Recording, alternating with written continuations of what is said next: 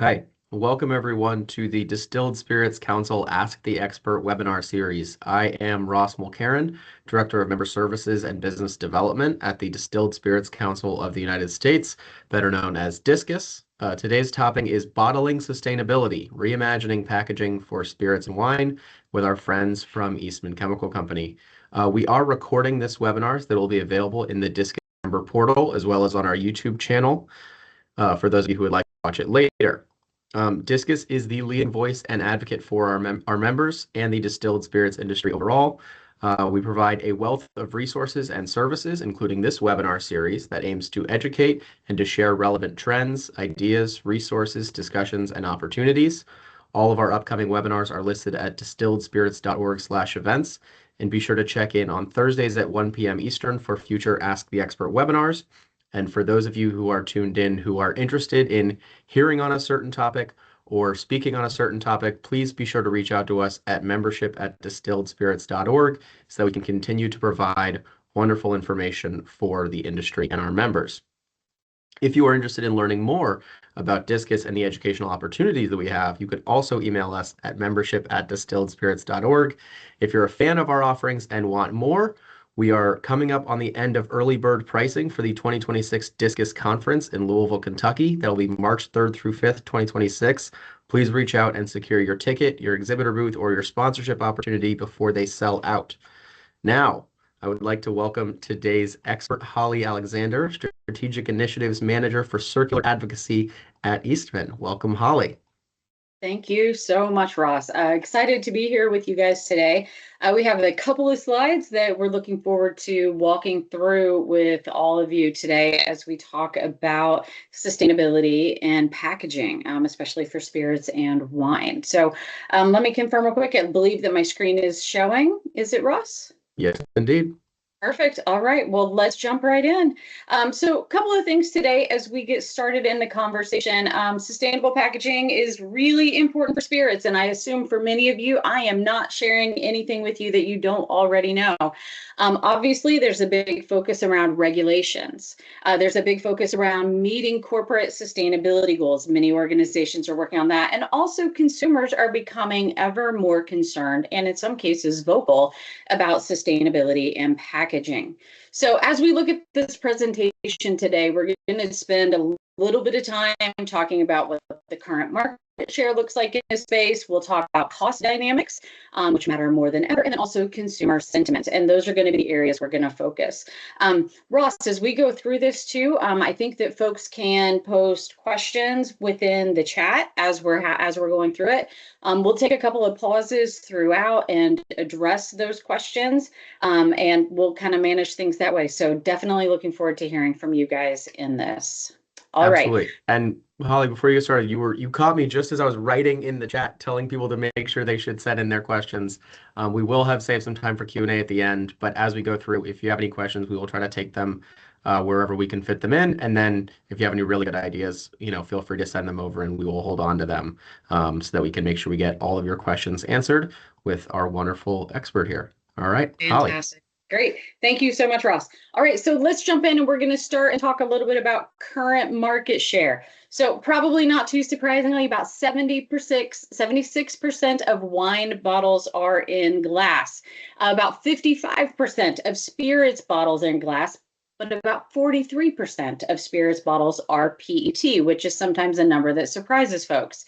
And also, as many of us know, metal beverage cans really tend to lead packaging when we look at beer and then the ready-to-drink cocktails and spirit mixtures.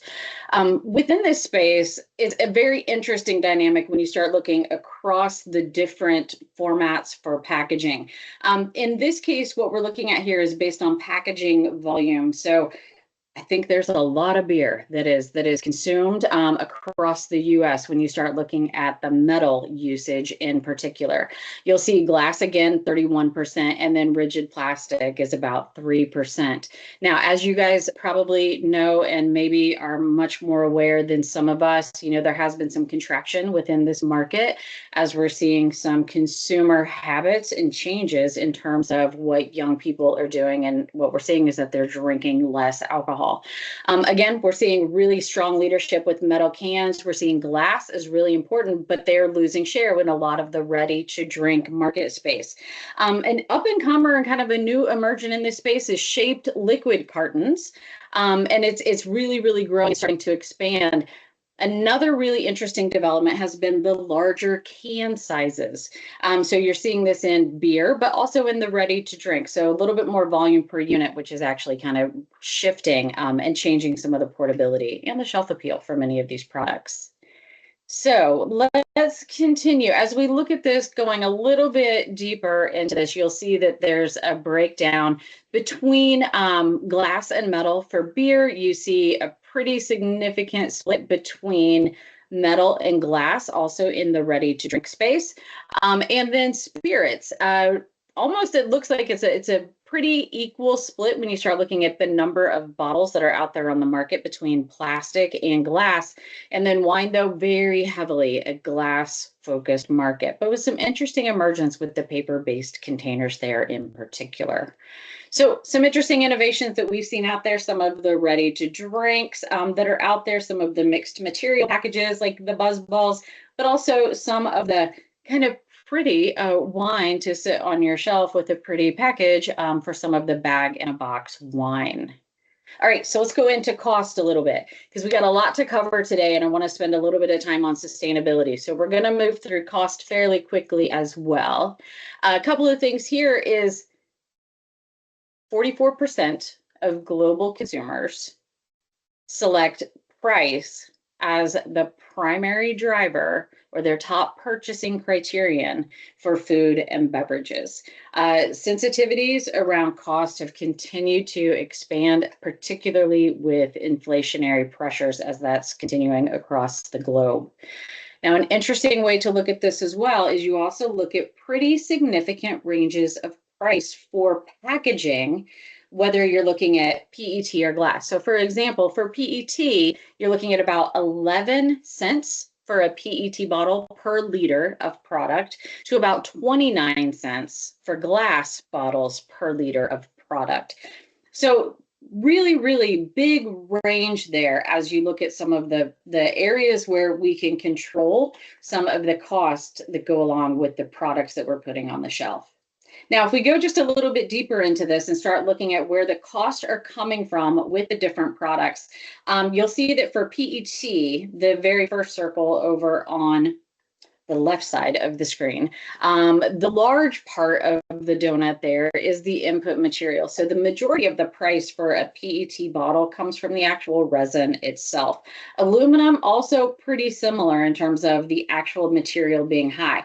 Glass is a very different story. When you look at glass, you start seeing utilities being a significant cost, labor being a significant cost beyond glass, the actual material that's being used. So the cost structure varies quite a bit with these different types of products. Now, as we look at this kind of across the range, we can look at a few different things around production cost, transportation cost, breakage risk, because you guys know that if you have a package that never makes it to a consumer, it's simply the least sustainable package you can produce. Also the cost to recycling, and then sort of an overall summary. And if we look at these three different materials, you'll see that for glass, there's some significant challenges in terms of the cost pressure for glass packaging compared to the others. So PET tends to be a little bit lower. You have a lower risk of breakage. You have a low risk for aluminum to break. You can have some significant risk for breakage risk with the glass. I don't know about you all, but one of my favorite things that I've heard one time is I was at a conference and I heard a gentleman describe a beer bottle as a weapon of opportunity. And so I think that's when you're starting to see some of the transition to aluminum or to PET in large venues when you have a lot of people, because it makes it less likely that a citizen could turn that bottle into something that could be deadly. But a couple of things. So breakage is a big risk. Transportation costs, they're also real too. So depending on how far away your manufacturing facilities are from the consumers that you're serving, that can really create an increase in cost also. So as you look at these, you kind of see like glass can be pretty expensive. PET tends to be fairly cost effective, and aluminum is kind of a nice spot in the middle when we're looking at those different cost dynamics. All right, so let's see. Ross, any questions or anything from your side yet in terms of market share or cost dynamics? Not seeing anything in yet, but so I'll let you go ahead and go in. But if anyone has any questions, please feel free to go ahead and submit those. This is, our Ask the Experts, so we want to make sure that we're putting Holly to work and getting everything we can out of her. So be nice, Ross. Come on. All right. well, I'm Let's just trying see. to help out our members. I want to make sure that they get everything they can. And just so they know too, I do have a terrific team who is on the call with me today. So some questions folks may be able to respond to you in the chat as well, but also we've got some folks ready to come on camera if we have some tough ones that come up. So thank you for that. All right, so let's go back. Let me go back one more slide. So we are getting ready to kind of jump into consumer sentiment. So let's talk about how the consumers feel about these different topics. Now, one of the things that's out there is U.S. consumers have a strong belief that glass packaging is the most sustainable option out there. And they do have some questions and some concerns around the sustainability of plastic packaging. And so a lot of this is coming from some of the ongoing plastic, let's say anti-plastic sentiment, and some of the questions and challenges that go along with this. So it's something that we're seeing kind of become a bit more pervasive across different industries. However, a couple of things to keep in mind with this is that when we start looking at, and again, this is consumer sentiment here, when we look at this, and you can see the first two bars, the darker shades of blue. You see those first two groupings, those are going to be the extremely sustainable and very sustainable. And you'll see that for consumers, you have about 60% of consumers that see glass bottles and jars as being very sustainable. Now, again, keep in mind, this is expanding well beyond, let's say distilled spirits or wine packaging, but you can kind of get a sense in terms of their sense on packaging more broadly. They look at paper and cardboard as being very sustainable as well, and they have a strong belief in some good sustainability and let's say maybe even somewhat sustainable for metal or beverage cans. Now you'll start to see some differences where you look at PET that's down a little bit lower, the polyethylene terephthalate bottles, and also other rigid plastics. So the challenge that we're bumping into here is that in some cases, what consumers are looking at in this space is kind of a broad view around different types of packaging that can have pretty significant impact, whether or not there's data to back those items up or not. And another area that we found that was an interesting study, and this was actually one that we conducted internally, or that we conducted with the consumer insights group within Eastman, is that we found that for many shoppers in different brand categories across condiments, beverages, personal care, and over the counter, they have about a third of consumers have concerns that they would stop buying a brand if the company was to eliminate their sustainability goals or even delay their sustainability goals.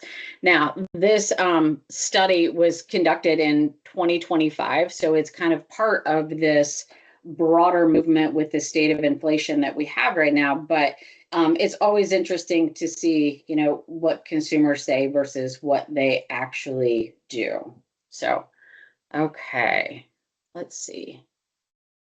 Well, it looks like we have some interesting questions in there. Oh, they're really long. Okay, it's going to take me a while to read them. I'm going to see if any of my colleagues can jump in on that, and if not, we'll come back to that in just a minute. Thank you. Okay, so let's say another area too that's coming up, and I know a lot of you probably have had some conversations about this as we look at regulation and we look at and we're looking at extended producer responsibility. We're starting to see that consumers seem to believe that brand owners when they look at other categories or other groups of individuals, should be the ones that are managing or are responsible for the packaging, particularly, maybe throughout its use, but also for the sustainability of that packaging at the end of life.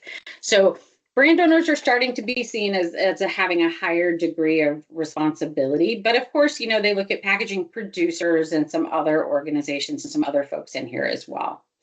So it's an interesting dynamic as things are continuing to shift in the US. So when we look at this right now from sort of a market share, the cost, and then consumer sentiment right now, what we're seeing is that glass is a big winner when it comes to market share. So still being used for a lot of products and a large volume of the products that are out there right now in these markets. From a cost standpoint, PET is showing a more affordable solution, particularly at the cost per liter. And from a consumer sentiment standpoint, glass is still a high winner in this space. Okay. So the big challenge then is trying to manage cost and the environmental pressures at the same time. Putting these two things together is where it gets very complicated and very challenging. So let's go a little bit deeper into sustainability. We're going to talk about carbon intensity. We're going to talk about recycling and recycled content, and then also the options for reuse. Okay. So let's jump into this.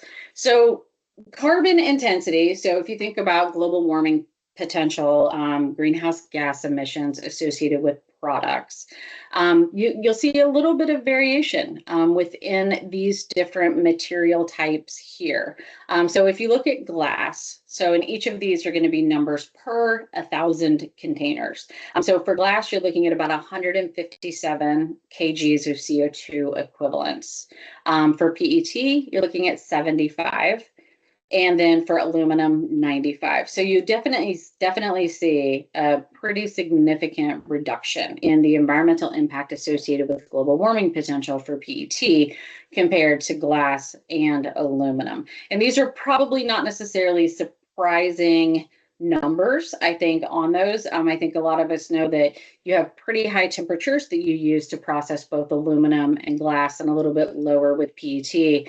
And also you have a lighter weight in many cases with a PET container versus an aluminum container that also can impact that broader view of the greenhouse gas emissions associated with those materials. So let's look at this just a little bit more deeply, because the other element that we don't always think about with these is that the region of the world where these products are being produced creates a little bit different dynamic around greenhouse gas emissions. In many cases, that's either due to it could be greenhouse gas emissions requirements or standards in that region, or in some cases, the electricity grid and the sources of energy that are being used within those regions or in those countries. So a couple of things that we're looking at here with glass in the US, you do see a little bit of variation with the US being kind of midpoint in terms of the greenhouse gas emissions associated with that compared to in the US compared to Western Europe and to China. I think probably the big thing that folks are seeing is aluminum in particular. Aluminum produced in China has a significantly greater greenhouse gas emission associated with that compared to aluminum that's manufactured in either Western Europe or in the US. So pretty consistent, I think, for PET when you look across those different regions, but aluminum definitely has a very, very different impact of the material generated in China. All right. So another area that's interesting is, what do we think is going to come in the future, and what are the opportunities for these materials to evolve, for innovation to emerge, to help these to actually kind of drive towards a net zero pathway by 2050. So what's the likelihood or the opportunity for virgin production of those materials to actually get down to a net zero greenhouse gas emissions by 2050? And you'll see the top bar is glass. And so where we're at with glass right now, you can see some fairly significant improvements in terms of sort of that range actually kind of narrowing as we get closer to 2050, but still a little bit higher perspective when we look at a little bit higher perspective when we're looking at glass compared to some of the other materials. Now, PET actually starts a little bit lower right now compared to aluminum. By 2050, there is an expectation that aluminum could be a little bit lower even than PET. So neither of those are still completely decarbonized, let's say, or at a net zero number by that time, but actually significantly lower than where we were. So we're going to see some of these innovations, whether it's going to be renewable power or whether it's going to be looking at, let's say, different manufacturing processes in some cases that could actually just process at lower temperatures. But some of the temperature requirements for aluminum and glass are likely going to need, let's say, some very focused renewable power sources for those. Okay, I think I saw a question that came in that was around the numbers. My chat just disappeared though. So there were a couple of conversations about the source of the consumer sentiment, and then we have some questions about Carbon intensity. Yes. Okay. I think one of the things on the carbon intensity, and then we'll look at the others, and I'm going to work on getting the chat back up. Why can't I see it? I'm really good with Teams, I swear. Oh, here it is. I moved across windows. 1 second. Great, thank you. Okay, so when I look at footprint per data, more biased towards, so Adam, it's a great question. So, kind of full transparency for you all, Eastman is not an aluminum company, nor are we a glass company. We are a plastic company. So what we were trying to do with this is to make sure that we weren't going with just like plastics are the best kind of data. The data that we used for the carbon intensity is actually from the International Aluminum Institute. So I would say that looking at some of that comparison there, that's probably a reasonable assumption to actually say that there could be some bias in that number also. Another question. Okay, so I think that Saskia is replying on the scavengers, the O2. And then cardboard is a very interesting, or cardboard's going to be a very interesting ongoing development in this space for sure. Okay, any other major questions that I haven't covered yet? It looks like I think we're outside of the PCR, which I think is coming up later. I think we're in a good place right now. I would say, Adam, I'm very interested in where I can get access to, let's say, a cargo ship with wine. That'd be a very interesting opportunity or an interesting way to buy that. Super cool. Okay, love the conversation that you guys are having in the chat. It's very helpful for me. All right, let's keep jumping forward a little bit. All right, so let's talk about recycling. We'll talk about recyclability and recycled content. So two very different things. Now, maybe not surprisingly, in many cases, recyclability is often listed as a #1 concern for consumers. Everybody wants to feel like they have a good option on what to do with the product once they have finished using it. We also have what we would say is that you have many consumers that are becoming more concerned and honestly more aware about the amount of recycled content used in a package and options for reuse. So these are all a little bit different than maybe what we've seen with consumers, let's say 30 years ago.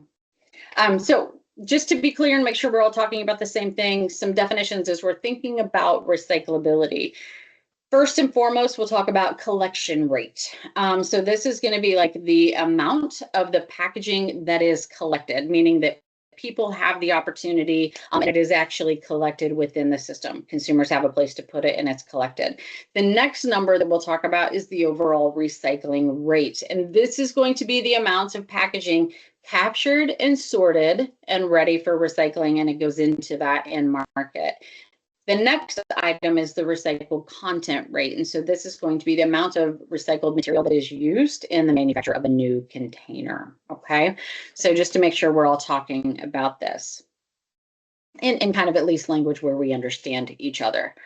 Uh, One of the big areas to think about with recyclability in many cases is going beyond collection and sortation is very important if we are to imagine that the products actually can get into a new product and become part of a circular economy.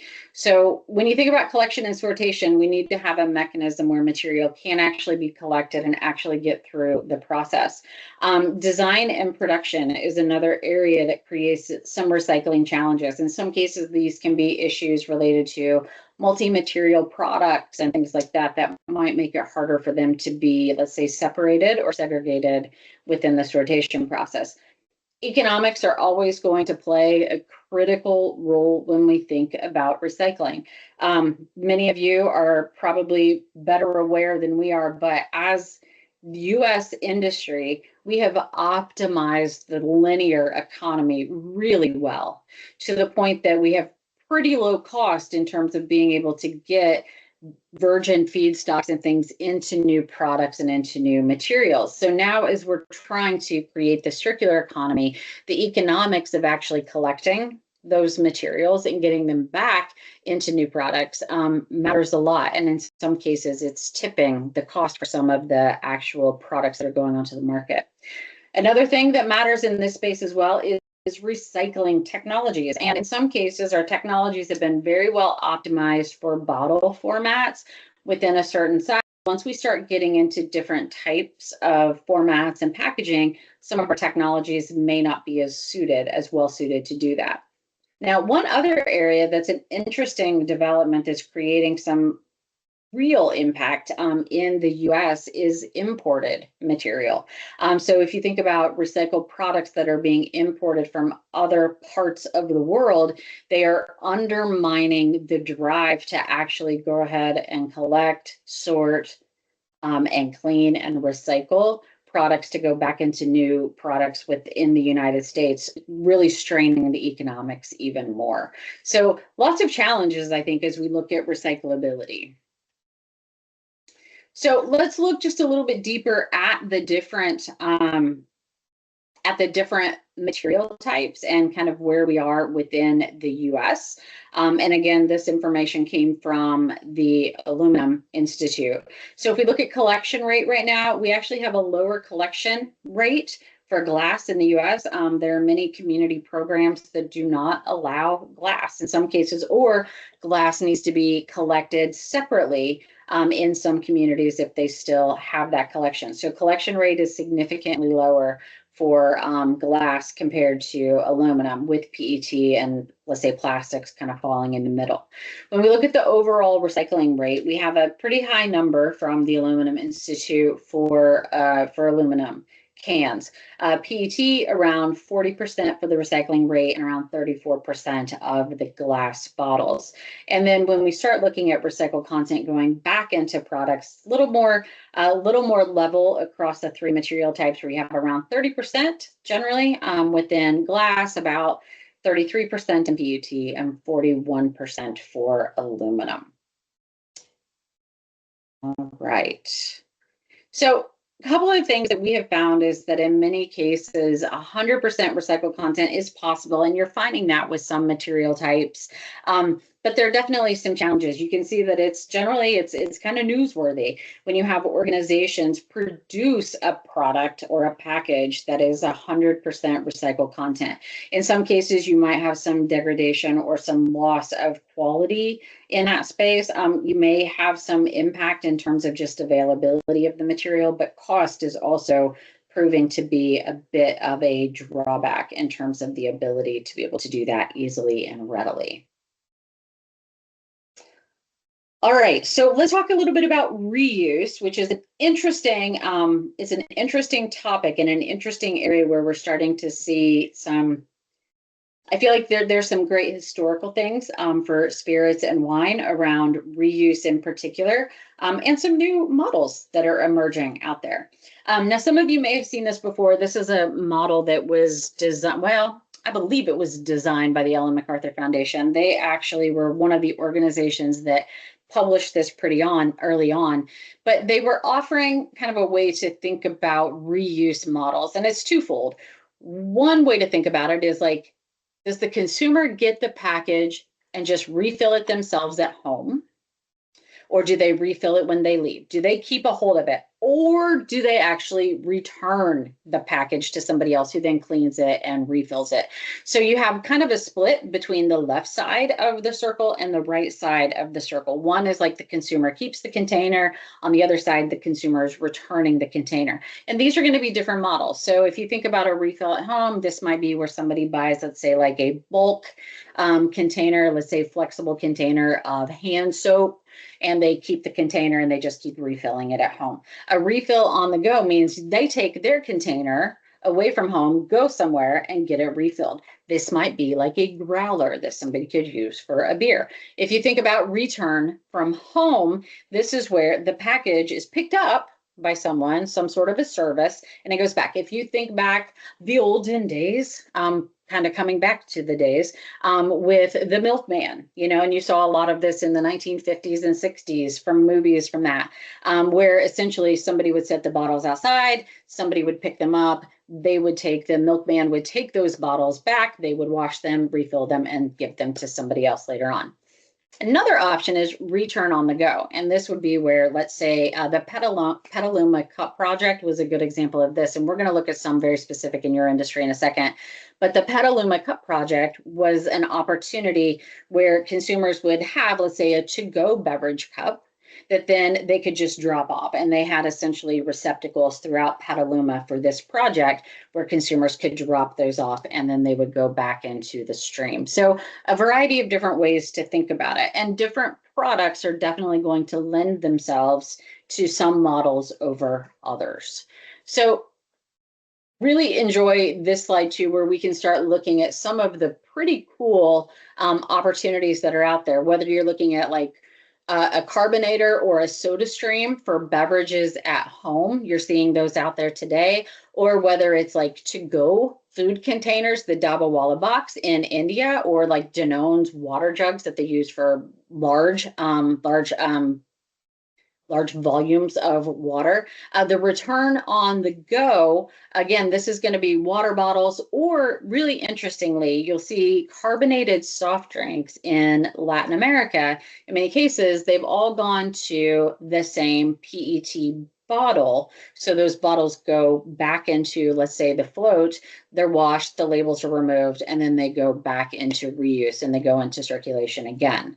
And then refill on the go. This one's a little bit different. You see a couple of products like Ecover, where you're looking at kind of like household, like cleaning products, things along that line, or a cup project, where you like the Costa, the cup project that they're doing, where you can actually just take that refill cup and have it and basically return it and then get another one when you're using those in the market. Okay, so lots of different ways to do this.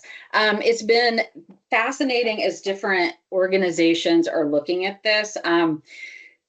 Depending on consumer behavior is going to be a significant requirement for success with many of these types of initiatives, and finding the right venues. And in some cases, you might see some things happening more around, let's say, a reusable cup or something like that in a contained environment, say a sports stadium or something like that. So picking the right location and picking the right venue and the right products are all going to be very important to start incorporating reuse and refill in a way that makes a lot of sense. All right, but this is one of my favorites.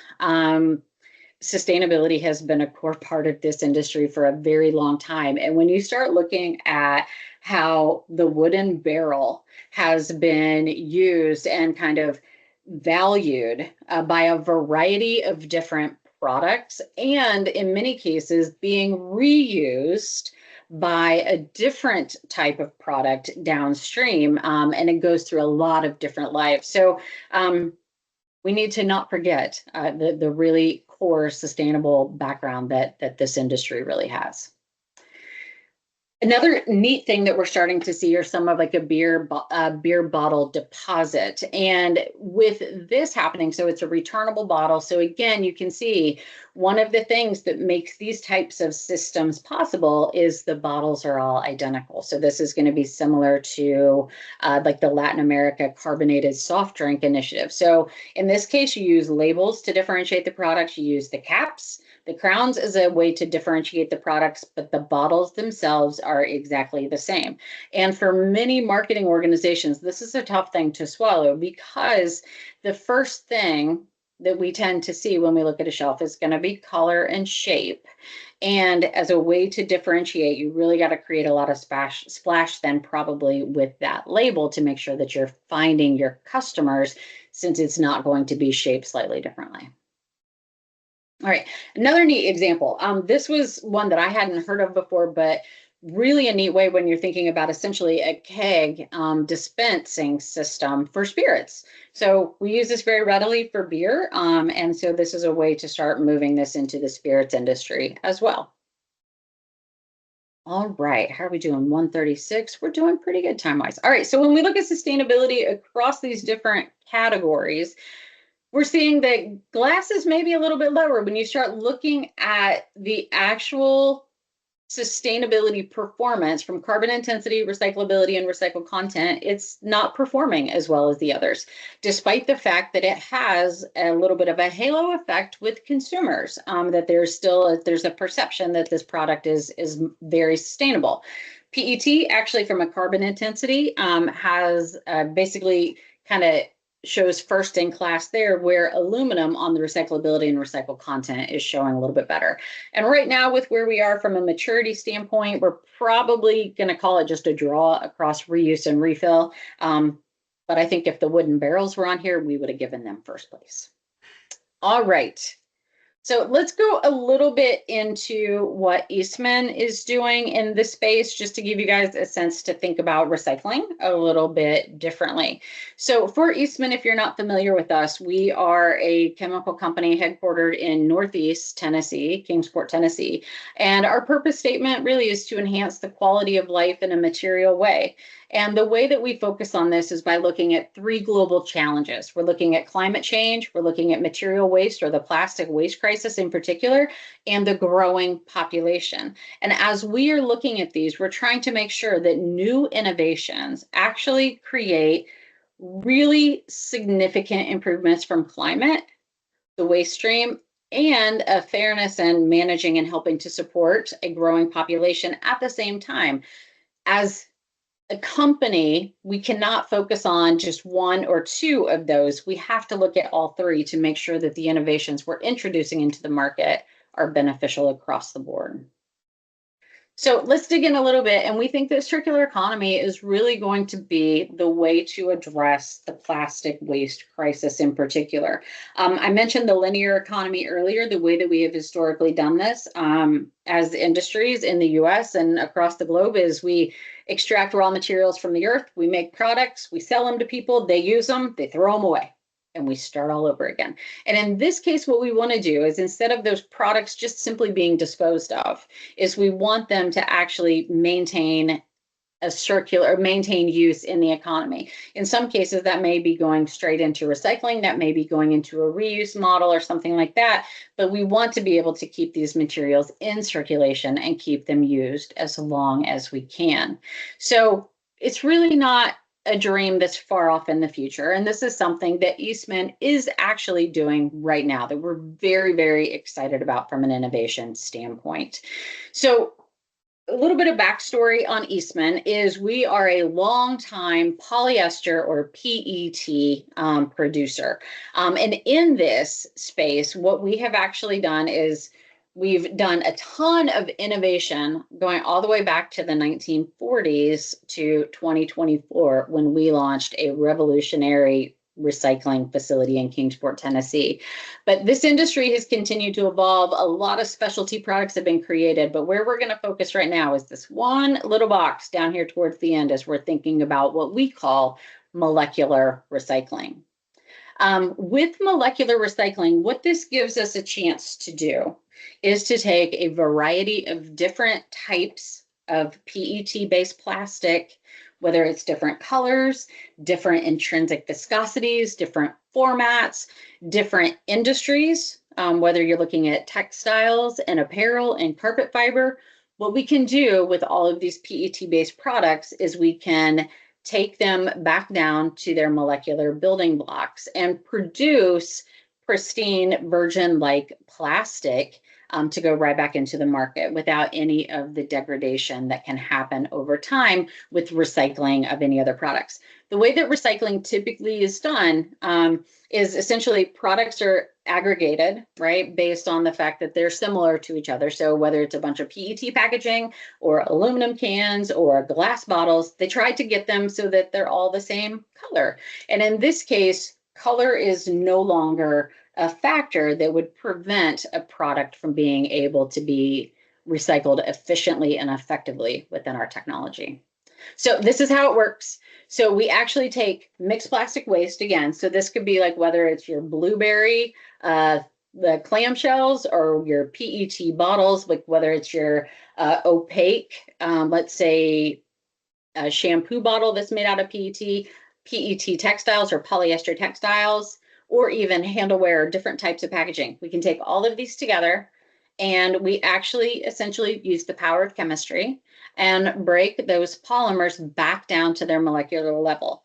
Now, with those monomers that we now have from that, we can put them back together and make brand new products, okay? And so in this case, this is where we're essentially going to have equal or better end-use applications. So we can take, in some cases, a very simple, let's say a PET thermoform clamshell and actually turn it into a durable product that might last for 15 or 20 years. So there are a variety of different ways we can use these materials, but it can also go right back into PET, okay?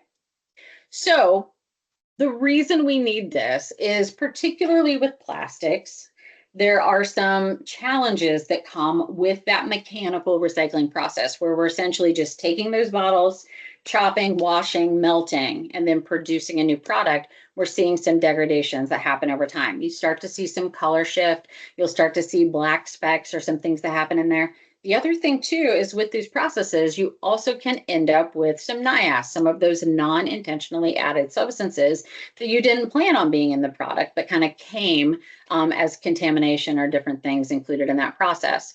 You also start to see haze, right? And when you start looking at that color shift with 100% recycled content, you can see some pretty significant changes there when you're looking at the different amounts of recycled content, okay? All right.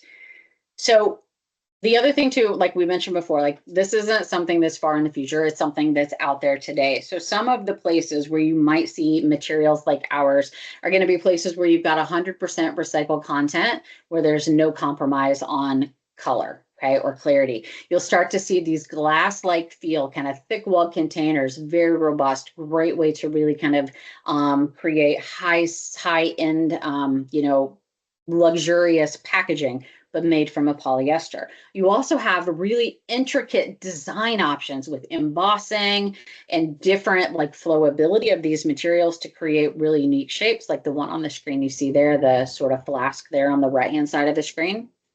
You also can look at options like shrink sleeves. So this would be a way to create that 360 branding, that head-to-toe branding that you want for your product to help it stand out. Also that glass-like feel.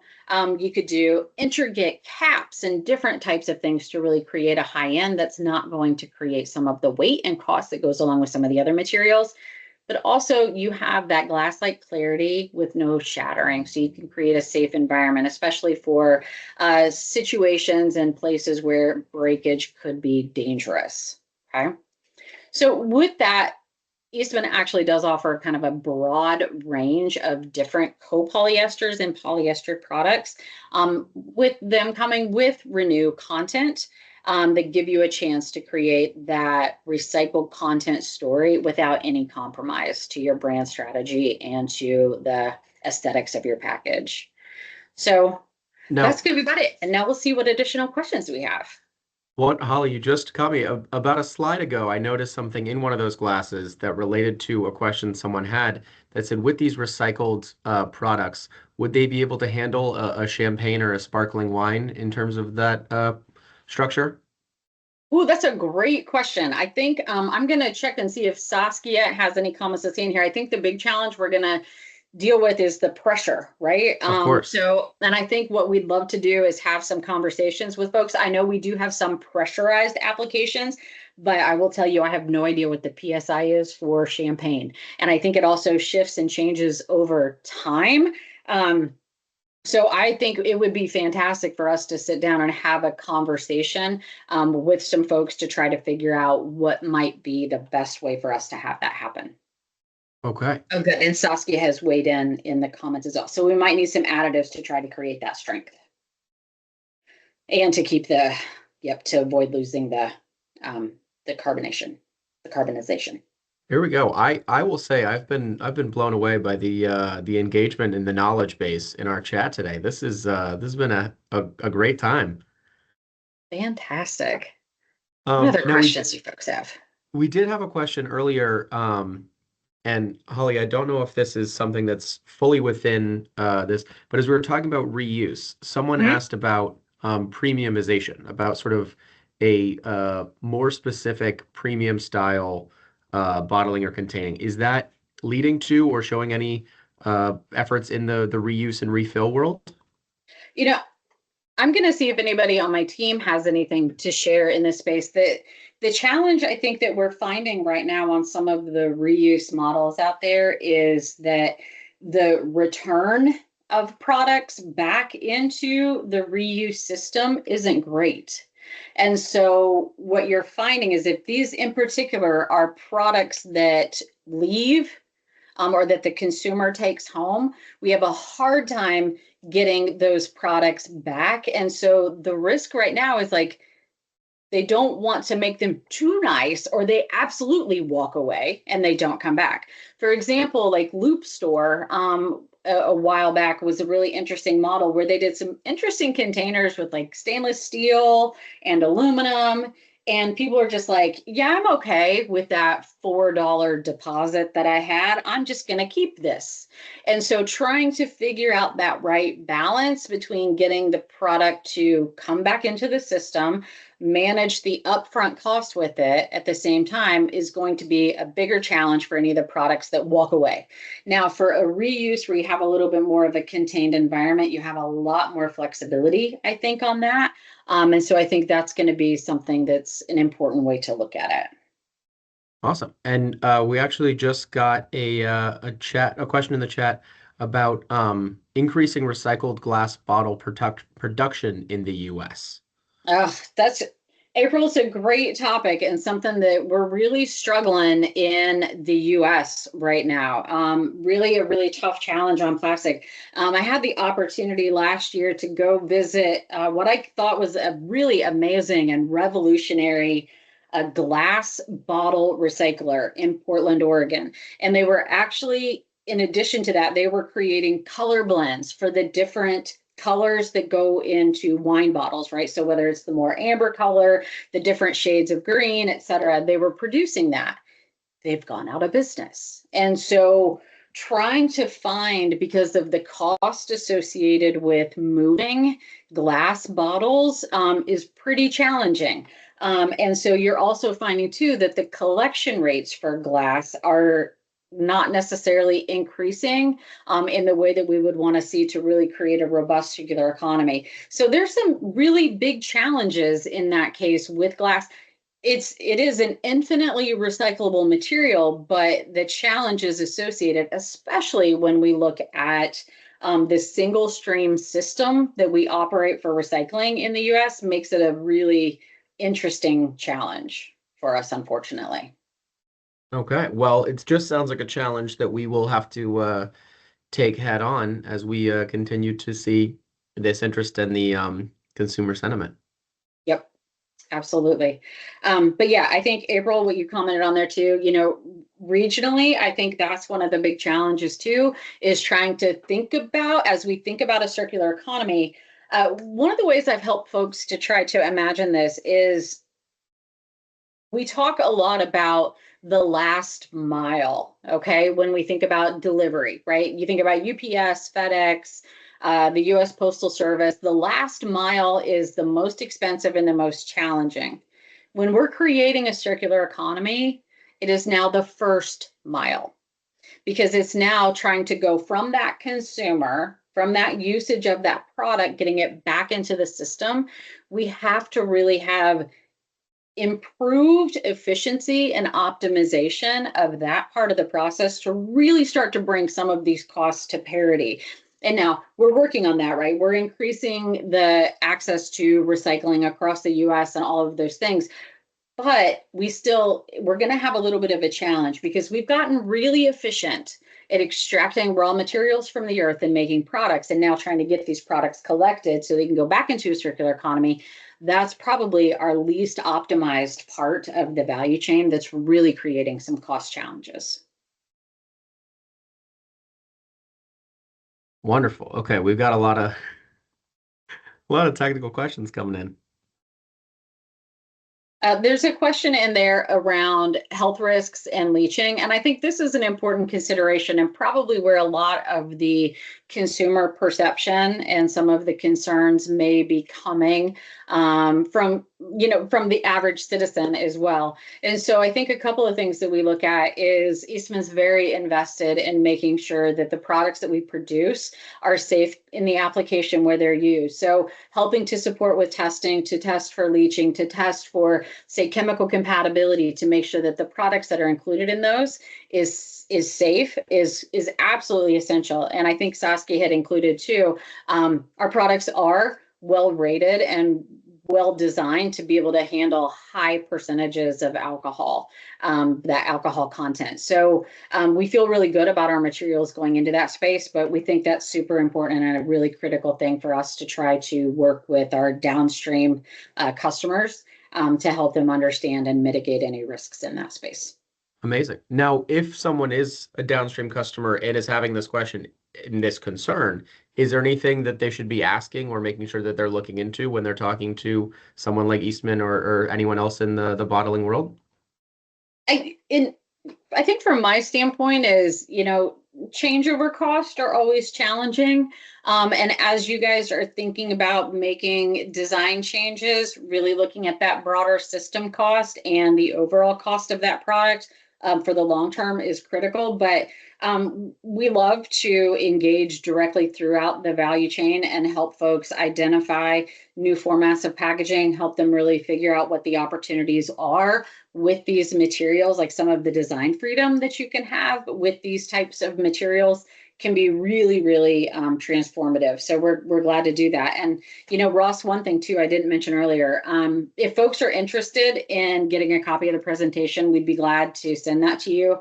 My email address is on screen, so feel free just to reach out to me and we'll get you a copy of the presentation that we talked about today. But we're also happy to help find some of those technical experts and the folks out there that might be able to help you go super, super deep into some of the technical knowledge along with these materials.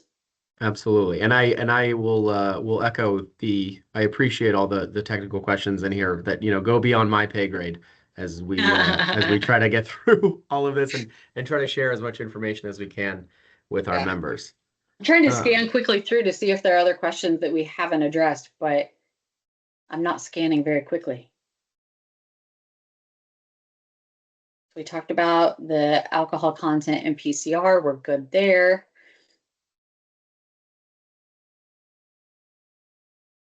Oh, are the growlers illegal now, April? I feel like the gas station down the road still has them. I don't know how that works. I'm in Northeast Tennessee. I'm in Johnson City, Tennessee. Don't no, tell I on think I them. was gonna say we're all learning a lot about the Tennessee laws in particular,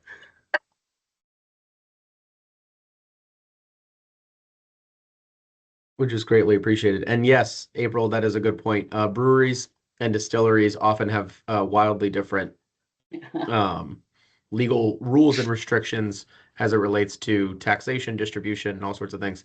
So I will use that as a chance to plug for Discus membership. For anyone on the call who is not a member of Discus, we would encourage you to do so as we work to level the playing field on behalf of spirits producers across the country. So we are always working to make sure that our spirits producers are well represented and treated equally and fairly across the beverage alcohol economy. So if you are not a member of Discus and want more information, please email membership@distilledspirits.org, and we would be happy to help you out with whatever questions you have. This webinar series is wonderful, but is only just one of our many resources that we have available. Sorry, Holly, I had to get a little plug for No, myself in there. you got to do the pitch, man. That's what you get paid for. I love it. Absolutely. And if you are interested, we will be sending in a link in the chat to register for our conference next March, where we will be talking about sustainability and all sorts of other wonderful, interesting topics. And we would love to see you all there. Everyone who is on this chat is more than welcome. Now, I was going to say, I think we have, yeah, we have one more question about just sort of the data backing on PCR levels of beverage alcohol of, spirits versus wine versus beer. I think that's probably best. Sean, we'll have someone follow up to talk through that, the specifics of that information, just because I think it's hard to run through data in a spoken webinar right now.